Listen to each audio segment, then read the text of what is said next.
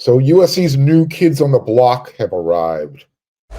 You are Locked On Trojans, your daily podcast on the USC Trojans, part of the Locked On Podcast Network, your team every day.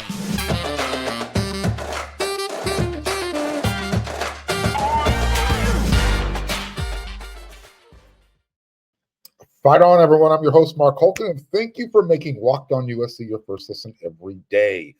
Whether you're going to watch this show on YouTube or wherever you're going to download your podcast, this show is free. I appreciate your support. You can show your appreciation if you're watching on YouTube.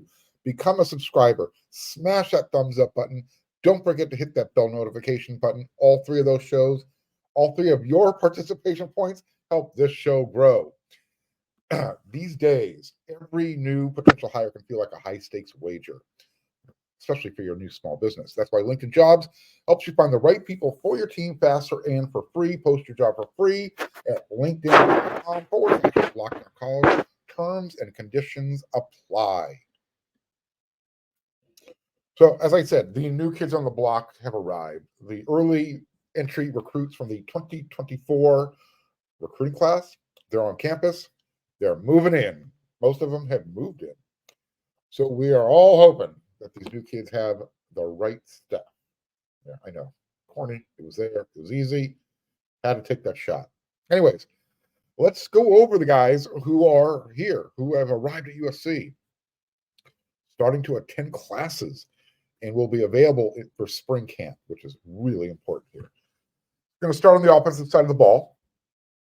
Offensive line, trench guys, Kololo Ta'aga, Justin Ta'uanu, and Jason Zandamela. Those are the three high school offensive line recruits who are early enrolled, who have arrived at USC.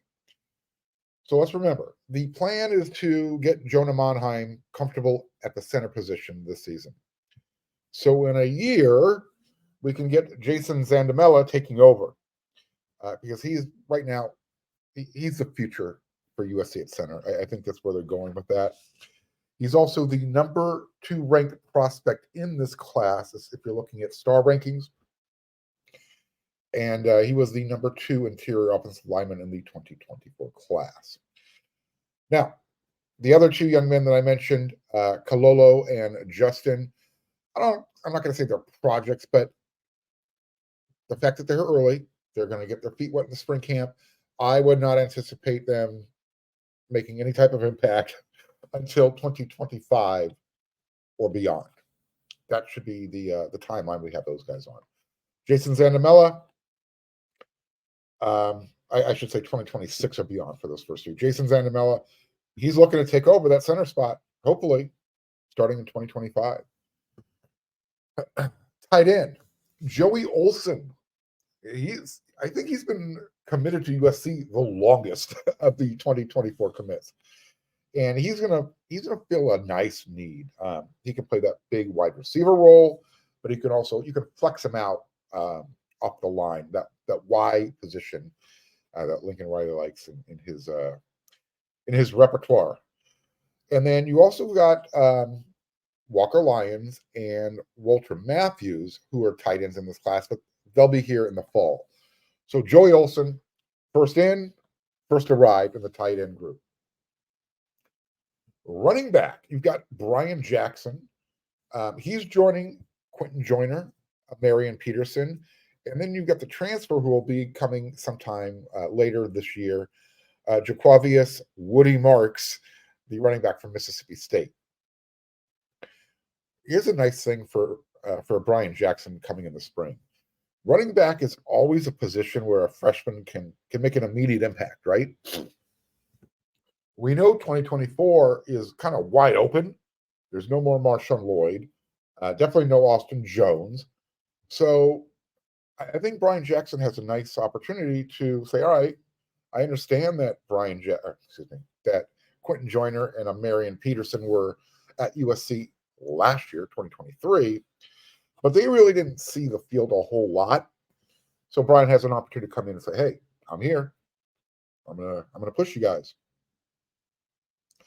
And then also, much like the running back position, wide receiver is very similar.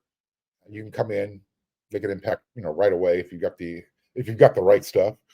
So there's a chance there's only one high school wide receiver in this recruiting class. Remember, we had a young man who flipped near the end when it was time to sign. However, Xavier Jordan, he stayed committed. And he's competing against the four, well, they're going to be sophomores this year. Zachariah Branch, Deuce Robinson, Makai Lemon, and then Jacoby Lane, who really popped in the Holiday Bowl. And then, you got 5 returning guys. Don't forget Grandpa, Kyron Hudson. So you got 4 sophomores, a redshirt junior in Hudson, and then the freshman, Xavier Jordan. He has a chance to come in, show what he can do, and start earning some playing time. So those are your early entries on the offensive side of the ball. Let's flip over to the other side real quick. Before we do that, late breaking news, man. And Lincoln Riley still needs to find a quarterback before spring camp starts, because you only had Miller Moss and Jake Jensen and walk-on Roy Gage. Well, apparently you got one more now. This is why we call recruiting the F word, fluid. I'm not sure what's going on here. One minute you have Jayden Maiava committing to USC. Then he's being bought and he's being flipped over to the University of Georgia so he can go, compete to be the backup's backup, at best second string.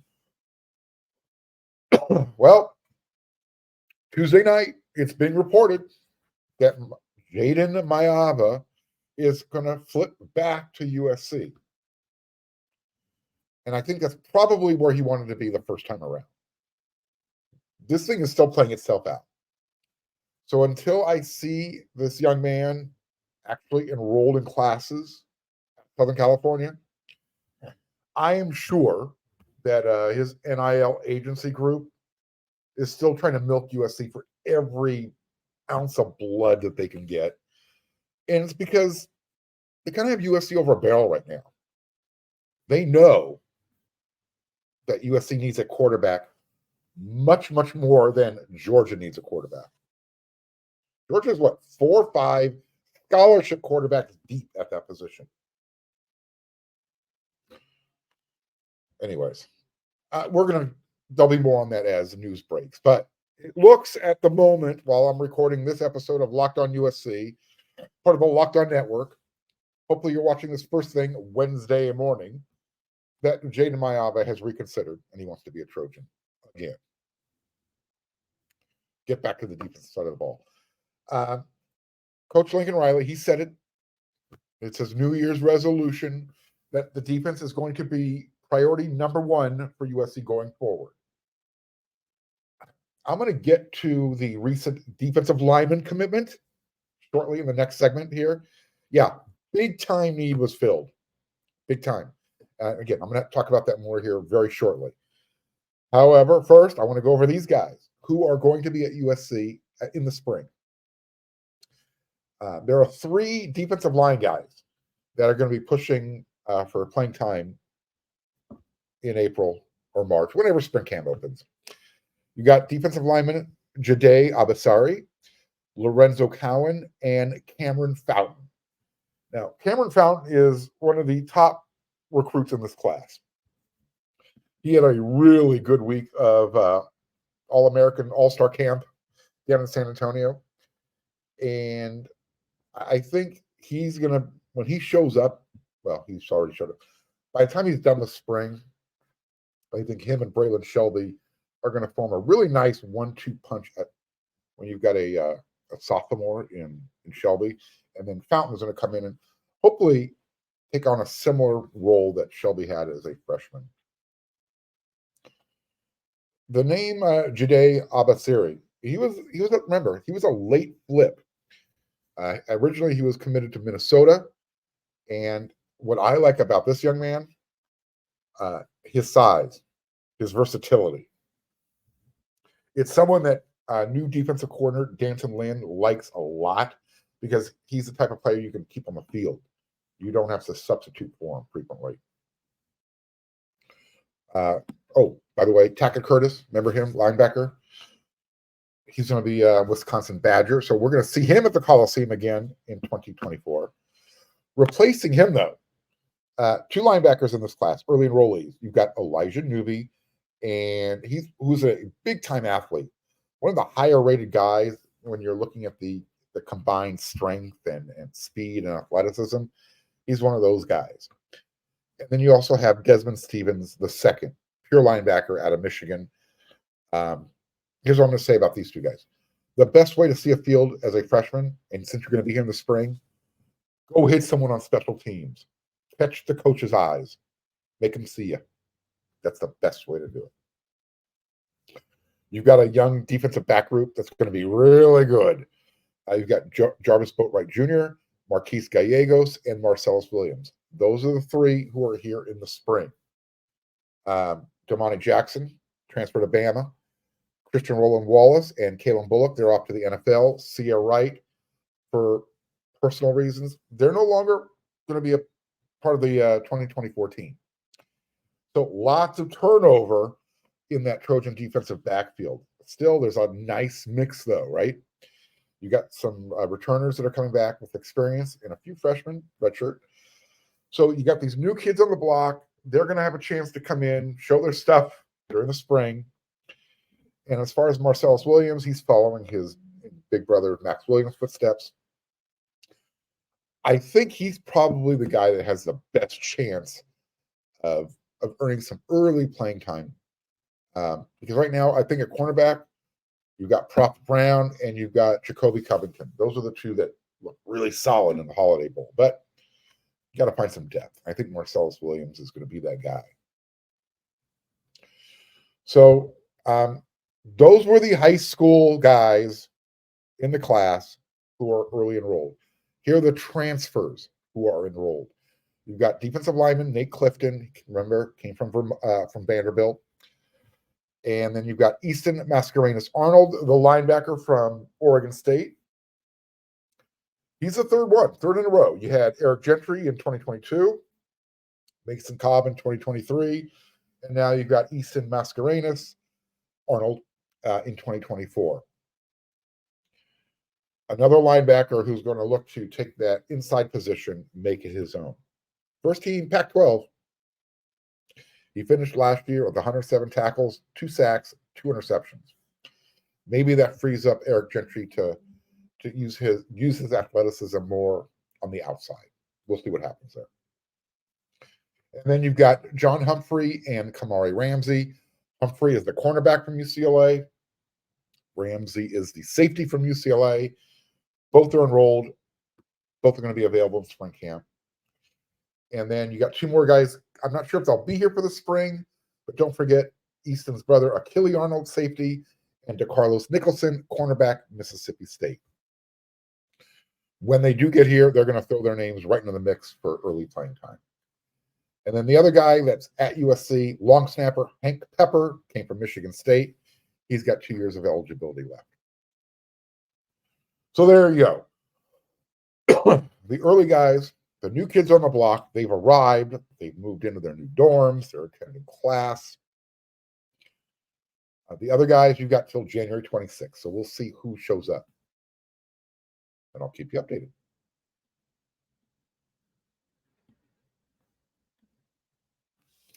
At the start of the new year, every small business owner is asking themselves the same question. What's the one move I can make that'll take my business to the next level in 2024? LinkedIn Jobs knows what your success all depends on the team that you surround yourself with. That's why LinkedIn Jobs has created the tools to help you find the right professionals for your team faster and for free. LinkedIn isn't just another job board. LinkedIn has a vast network of more than 1 billion professionals, which makes it the best place to hire someone from. And hiring is super easy when you have that many qualified candidates. So easy. In fact, 86% of small businesses get a qualified candidate within 24 hours. So post your job for free at linkedin.com/LockedOnCollege. That's linkedin.com/LockedOnCollege to post your job for free. Terms and conditions will apply.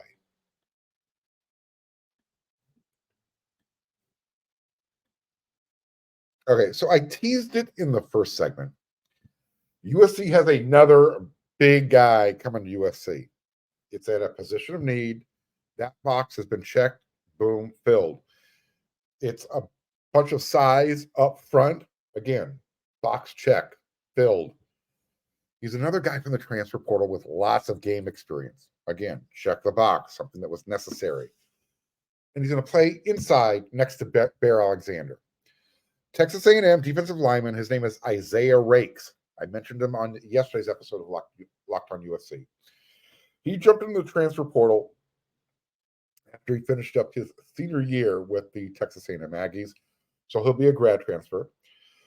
He took an official visit to Auburn back on January 3rd, and he just finished up his official visit to USC over the weekend. The guy who was in charge of his recruitment, defensive line coach Sean Nua. He's like, hey, I need this guy. He got his guy. So this is not an insignificant addition whatsoever. USC needed this guy, not just from what you need him to do on the field, but from an optics point of view. This is going to help USC as well going forward. Remember, last year USC brought in Bear Alexander. They're now trying to follow that up with 6'2", 320 pounds, Isaiah Raikes. Again, lots of playing experience at Texas A&M. He has played in 42 games since he's been there. And this is significant because USC kind of had to play that NIL bidding war with Auburn to get his commitment. At first, USC felt good. Then all of a sudden, it was like, uh-oh, here we go. Auburn knows how much they got to bid, and now USC's got to do this. Whatever the NIL package is, USC came out on the positive side. So again, Lincoln Riley, he knows that defense has to be the number one priority, and he made sure that he wasn't going to lose this guy. It wouldn't have been a good number one. It wouldn't have been a good look, but more importantly, he knows that he needs to get size that's ready to play right away for that defensive line. Lots of talent at USC on the edges. It's up the middle. Nose defensive tackle, that position. So he's got one more year of eligibility left. And what makes this nice is he could have stayed at Texas A&M. He had a really clear path to playing time there. Walter Nolan, the guy in front of him, who he backed up, he transferred to Ole Miss. The other guy, McKinley, he's going to the NFL. So here's my concern: does he ball out for 1 year at USC, or is USC getting another Anthony Lucas, who still has more time to show what he's able to do? But what he got here at USC last year, he hasn't done anything really. But look, I just don't. USC has been really hesitant to play the NIL game. So when they do play the game, they got to make sure they're hitting on the right guys. Hopefully, Raikes is one of those guys. He'll be a positive return on the investment, like a Bear Alexander. Here's what USC fans need to understand: do not look for Raikes to be a stat stuffer. He's not going to show up and all of a sudden have, at the end of the year, 10 sacks and 15 TFLs. That's not his game. But if he comes into USC and he starts, plugging up those running lanes, right? That's going to be a major accomplishment, because now Bear Alexander isn't getting double teamed as much. You now got another guy who's going to command some attention, and that's going to free up the linebackers and the safeties to get in there and to make the tackles, to stuff their stat sheets. I'm really hoping that Raikes and the type of player that USC is looking at right now to bring in, that it's a personnel that fits more of a 4-3 type of alignment. I think that's what they're doing. I really liked what I saw from Michigan's front four, and I think Washington showed some as well on their defensive line in the game that Michigan won 34-13. But I don't think USC has the 3-4 type of personnel. So we'll see. 4-3 is, I think, the way they're kind of stacking their roster right now. So they got Raikes. I'm also hearing this guy, Sione Lolohea. He's in the transfer portal. He was playing at Oregon State. I think he's getting ready to call USC his new home. Not sure if he visited Florida State, but the defensive lineman took his official visit to USC this past weekend. And it sounds like he had a really good experience, really good time, connected with Sean Nua. So Lolohea, he finished his redshirt junior year at Oregon State. He left with 87 tackles, 4 sacks, 4 forced fumbles, and he did that in 38 game appearances. So this past year, he was a second team All Pac-12, which is not bad. He wasn't one of the more highly recruited guys coming out of high school, out of Aquinas High School in California. This past year, he had his career high, 46 tackles, 2 forced fumbles, 1.5 sacks. That's what got him that second team All Pac-12 selection. His measurables, 6'3", 266 pounds. He's got 1 more year of eligibility left. If you go watch his film, you're probably going to see what I see. The guy plays with reckless abandon and with violent hands. He's disruptive. He can create some chaos. He can get into the backfield. This the type of player USC needs. So is he a rush end? Or can he play inside?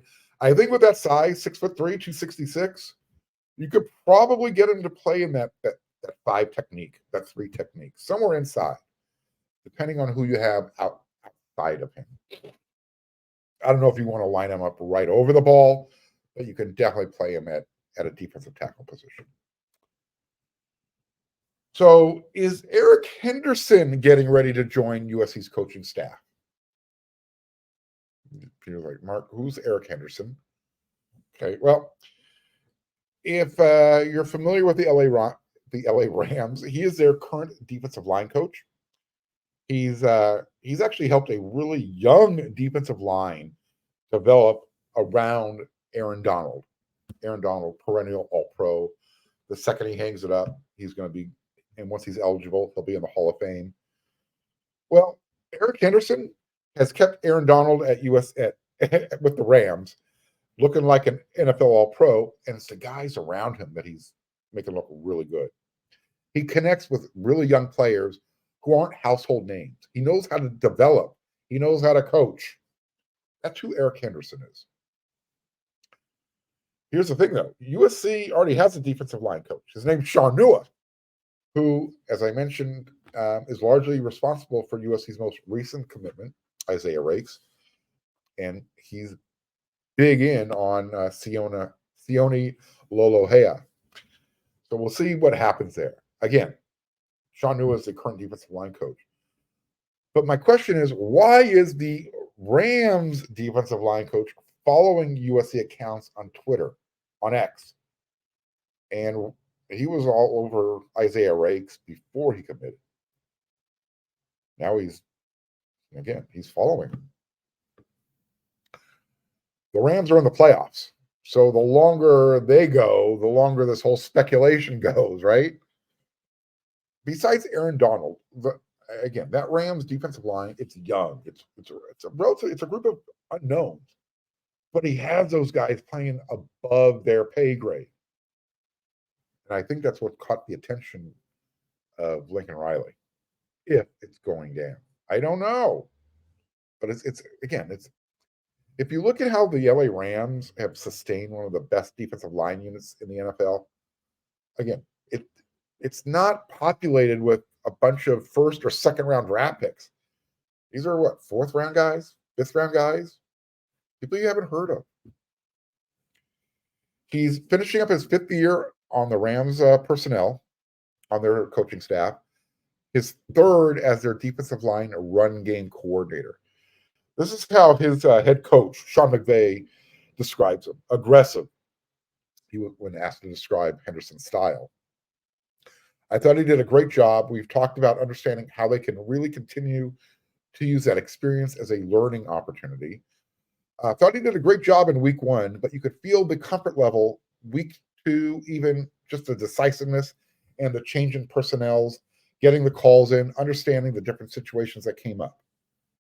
He said that about him after the 2022 season.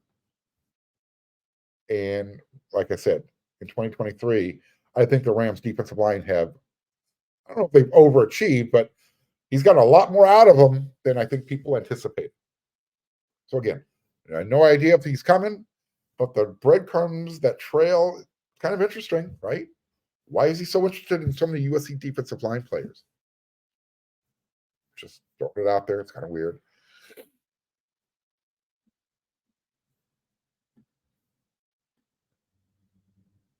The NFL regular season is wrapping up, but there's still time to get in on the action with FanDuel, America's #1 sportsbook. Right now, new customers, you're going to get $150 in bonus bets guaranteed when you place a $5 bet. That's $150 in bonus bets, win or lose. They've got an application on your phone, mobile device that's really easy to use. They got a variety of ways to bet. They've got same game parlays. You can go into their parlay hub, make a parlay. They've got this Explore tab. You got to go check it out. So visit FanDuel.com/LockedOnCollege and make your first bet an easy score. FanDuel, official partner of the NFL.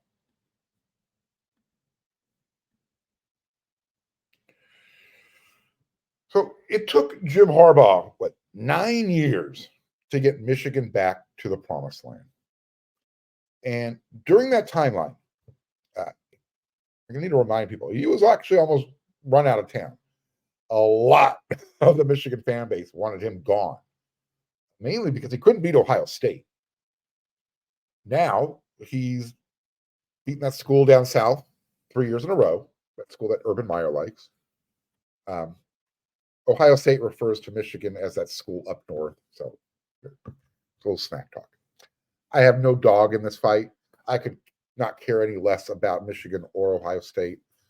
I am not a conference rah-rah guy. I'm a USC rah-rah guy. So game on.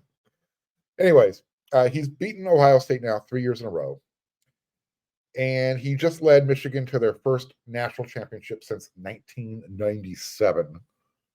And he did it the old-fashioned way. And when I say he did it the old-fashioned way, he took a pay cut. And he hired a better assistant coaching staff. And that was the difference. He recruited and evaluated players who are willing to, put in the work, earn whatever happens, not looking for the quick NIL buck. And then, when the transfer portal opened up, he used it judiciously. He found the right type of guys, filled specific needs, right? On the offensive line, had a couple guys there.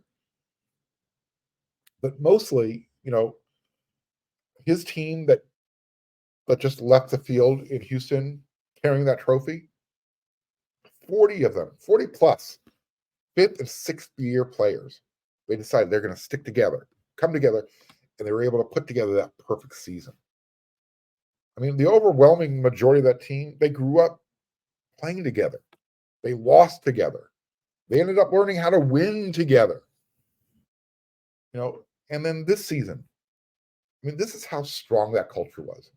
Their head coach got suspended a couple times, missed games, but they stuck together. They worked at it, and it required some patience from their fan base, and a head coach who kind of went back to his roots, remembered who he was. I think Lincoln Riley tried to do it the new school way, mostly because he had to. When he, 2 years of transfer portal roster turnover. But look, he kept his defensive coordinator, and I think that's what really kind of set things back for USC a little bit. But now he went out. He recognized his mistake. He's hiring a new defensive staff. He's got a new defensive coordinator, new linebacker coach with Matthew Entz, new defensive backs coach in Doug Belk. And I don't look, is he done hiring? Is he done hiring? I don't know. But had he done this last year after the Cotton Bowl, we're probably having a different discussion right now. So here's my question. Old school, new school. Is the USC fan base going to be patient enough to go through it the way Coach Dad Pants did, the way Coach Harbaugh did it at Michigan? I'm not saying we have to wait 9 years, but I'm saying, as the USC fan base, are you willing to be patient enough to do it by development?